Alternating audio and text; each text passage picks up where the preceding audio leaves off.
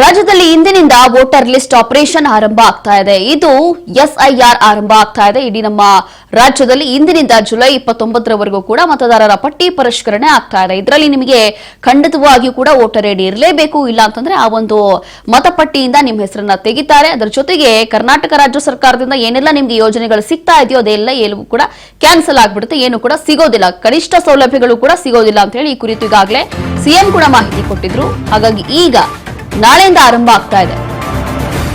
ಮತದಾರರ ಪರಿಷ್ಕರಣೆಯಲ್ಲಿ 59,000 ಬಿಎಲ್ಒಗಳು ಕೂಡ ಭಾಗಿಯಾಗ್ತಿದ್ದಾರೆ. ಇನ್ನು ಮುಂದೆ ನಿಮ್ಮ ಮನೆಗಳ ಹತ್ರ ಚುನಾವಣಾಧಿಕಾರಿಗಳು ಬರ್ತಾರೆ. ಬೆಂಗಳೂರು ಸೇರಿ ರಾಜ್ಯಾದ್ಯಂತ ಎಸ್ಐಆರ್ ಪ್ರಕ್ರಿಯೆ ಆರಂಭ ಆಗ್ತಾ ಇದೆ.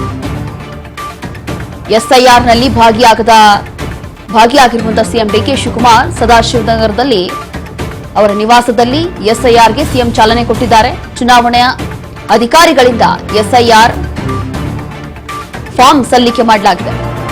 ಕುಟುಂಬದ ವಿವರ ಕೊಡಿ ಫಾರ್ಮ್ ಭರ್ತಿ ಮಾಡಿದ್ದಾರೆ.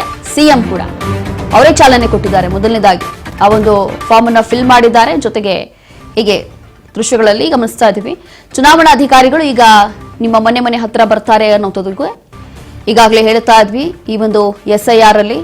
ಹಾಗಾಗಿ ಈಗ ನಿನ್ನೆ ಅಷ್ಟೇ ಸಿಎಂ ಹೇಳಿಕೆಯನ್ನು ಕೊಟ್ಟಿದ್ರು. ಸರಿಯಾಗಿ ವೋಟರ್ ಐಡಿ ಇಲ್ಲ ಅಥವಾ ಮತದಾರರ ಪಟ್ಟಿಯಲ್ಲಿ ಏನೋ ಎಡವಟ್ಟಾಗಿದೆ ಅನ್ನೋದಾದ್ರೆ ಅವರಿಗೆ ರಾಜ್ಯ ಸರ್ಕಾರದಿಂದ ಸಿಗದಾ ಇರುವಂತಹ ಕನಿಷ್ಠ ಸೌಲಭ್ಯವು ಸಿಗೋದಿಲ್ಲ. ಅದರ ಜೊತೆಗೆ ಇದು ಆಲ್ಮೋಸ್ಟ್ ವೋಟ್ಗಳನ್ನ ಫಿಲ್ಟರ್ ಮಾಡುವಂತ ಕಾರ್ಯ. ಹಾಗಾಗಿ ಎಸ್ಐಆರ್ ಈಗ ರಾಜ್ಯದಲ್ಲಿ ಆರಂಭ ಆಗ್ತಾ ಇದೆ. ಕಡಾಖಂಡಿತವಾಗಿ ವೋಟರ್ ಐಡಿ ಇರಬೇಕು. ಅದರ ಜೊತೆಗೆ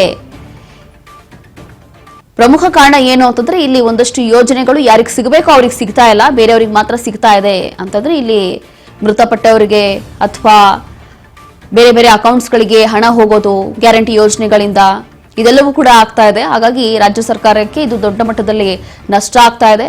ಅದರ ಜೊತೆಗೆ ಮುಂಬರುವಂತಹ ಚುನಾವಣೆ ಎಲ್ಲವೂ ಕೂಡ ಗಮನದಲ್ಲಿ ಇಟ್ಕೊಂಡು ವೋಟ್ಗಳನ್ನ ಫಿಲ್ಟರ್ ಮಾಡಬೇಕು ಅನ್ನುವಂಥ ಒಂದು ಉದ್ದೇಶದಿಂದ ಈಗಾಗಲೇ ರಾಜ್ಯ ಸರ್ಕಾರದಿಂದ ಆದೇಶವನ್ನು ಕೊಟ್ಟಿದ್ದಾರೆ. ಹಾಗಾಗಿ ಈಗ ಈ ಒಂದು ಎಸ್ಐಆರ್ ಪ್ರಕ್ರಿಯೆ ಆರಂಭ ಆಗ್ತಾ ಇದೆ.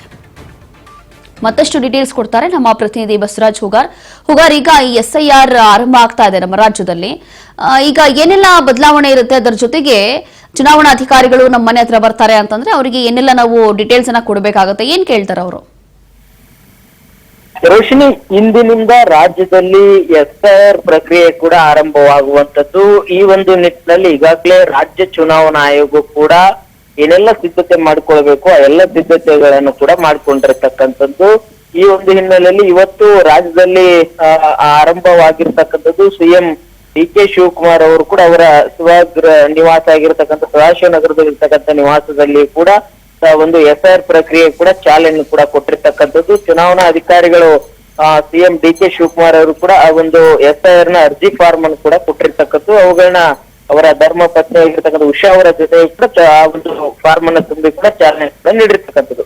ಪ್ರಮುಖವಾಗಿ ರೋಶಿನಿ, ಈ ಎಸ್ಐಆರ್ ನ ಪ್ರಕ್ರಿಯೆ ಅಂತಂದ್ರೆ ಈಗಾಗಲೇ ಪರಿಷ್ಕರಣೆ ಪ್ರಕ್ರಿಯೆ ಆಗಿರ್ತಕ್ಕಂಥದ್ದು. ಅದರಲ್ಲಿ ಆ ಒಂದು ಅರ್ಜಿ ಫಾರ್ಮ್ ಅನ್ನ ಬಿಎಲ್ಒಗಳು ಕೂಡ ಕೊಡ್ತಾರೆ. ಬಿಎಲ್ಒಗಳು ಕೊಟ್ಟಂತ ಸಂದರ್ಭದಲ್ಲಿ ಅದರಲ್ಲಿ ಪ್ರಮುಖವಾಗಿ ನಮ್ಮ ಈ ಹಿಂದೆ ಇರ್ತಕ್ಕಂತಹ ಮತದಾರ ಗುರುತಿನ ಚೀಟಿಯ ಸಂಖ್ಯೆ ಆಗಿರ್ಬೋದು, ಮನೆ ವಿಳಾಸ ಆಗಿರ್ಬೋದು, ಮತ್ತೆ ನಮ್ಮ ಆಧಾರ್ನ ವಿಳಾಸ ಆಗಿರ್ಬೋದು, ಅವೆಲ್ಲವನ್ನು ಕೂಡ ನಮ್ಮ ವಿಳಾಸವನ್ನೆಲ್ಲವನ್ನು ಕೂಡ ಅಲ್ಲಿ ನಮೂದು ಮಾಡಲಾಗಿರುತ್ತೆ. ಅದಕ್ಕೆ ನಾವು ಅದನ್ನೆಲ್ಲವನ್ನು ಕೂಡ ಫಾರ್ಮ್ ನಲ್ಲಿ ಉಲ್ಲೇಖ ಮಾಡಬೇಕು. ಆ ಒಳಗೊಂಡಿರ್ತಕ್ಕಂಥ ಮಾಹಿತಿಯ ಅರ್ಜಿ ಏನಿದೆ ಆ ಅರ್ಜಿಯನ್ನ ಅವರು ಬಿಎಲ್ಒಗಳಿಗೂ ಕೂಡ ನಾವು ಸಲ್ಲಿಸಬೇಕು. ಅದನ್ನ ತೆಗೆದುಕೊಂಡು ಅವರು ಕೂಡ ಅದನ್ನ ಪರಿಶೀಲನೆ ನಡೆಸ್ತಾರೆ. ಸಂಪೂರ್ಣವಾಗಿರ್ತಕ್ಕಂಥ ವಿವರ ಅಂದ್ರೆ ಆ ಮತದಾರರ ಗುರುತಿನ ಒಂದು ಸಂಖ್ಯೆ ಚೀಟಿ ಏನಿದೆ ಅದು ಇವ್ರದ್ದು ಒಂದೇ ಕಡೆ ಇದೆಯಾ ಅಥವಾ ಬೇರೆ ಬೇರೆ ಕಡೆ ಇದೆ, ಅವೆಲ್ಲವನ್ನು ಕೂಡ ಅದರಲ್ಲಿ ಪರಿಶೀಲನೆ ಮಾಡ್ತಾರೆ. ಮತ್ತೆ ಇವರು ನಮ್ಮ ರಾಜ್ಯದವರು ಹೌದಾ ಅಲ್ವಾ, ಇವ್ರ ಮನೆಯಲ್ಲಿ ಈ ವಿಳಾಸ ಏನು ಎಲ್ಲವನ್ನು ಕೂಡ ಅರ್ಜಿ ಫಾರ್ಮ್ ನಲ್ಲಿ ಕೂಡ ಭರ್ತಿ ಮಾಡ್ಬೇಕಾಗುತ್ತೆ. ಅದನ್ನೆಲ್ಲವನ್ನು ಕೂಡ ಫಾರ್ಮ್ ಅನ್ನ ತೆಗೆದುಕೊಂಡು ಬಿಎಲ್ಒಗಳವರು ಕೂಡ ಅದನ್ನ ಮತ್ತೆ ಚುನಾವಣಾ ಆಯೋಗ ಏನಿದೆ ಅದನ್ನ ಪರಿಶೀಲನೆ ನಡೆಸಿ ಅದನ್ನ ಅದ್ರಲ್ಲಿ ಏನಾದ್ರೂ ಒಂದಿಷ್ಟು ಲೋಪದೋಷಗಳು ಏನಾದ್ರೂ ಕಂಡು ಬಂದ್ರೆ ಅಥವಾ ಅವ್ರಿಗೆ ಒಂದು ಪರಿಶೀಲನೆ ಮಾಡುವಂತ ಸಂದರ್ಭದಲ್ಲಿ ಒಂದು ಅನುಮಾನ ವ್ಯಕ್ತಪಡಿಸಿದ್ರೆ ಅದಕ್ಕೆ ಮತ್ತೆ ನೋಟಿಸ್ ಗಳನ್ನು ಕೂಡ ಕೊಡ್ತಾರೆ. ಅವಾಗ ಒಂದು ಕ್ಲಾರಿಫಿಕೇಶನ್ ಕೊಡ್ಬೇಕು. ಆ ಕ್ಲಾರಿಫಿಕೇಶನ್ ಕೊಟ್ಟಂತ ಸಂದರ್ಭದಲ್ಲಿ ಅದು ಅಪ್ರೂವ್ ಆಗುತ್ತೆ. ಅವಾಗ ಅವರ ಮತ್ತೆ ಮತದಾರ ಪಟ್ಟಿಯಲ್ಲೂ ಕೂಡ ಅವರು ನಮೂದಾಗ್ತಾರೆ. ರೋಶಿನಿ, ಥ್ಯಾಂಕ್ ಯು ಹುಗಾರ್ ನಿಮ್ಮೆಲ್ಲ ಡೀಟೇಲ್ಸ್ಗಾಗಿ.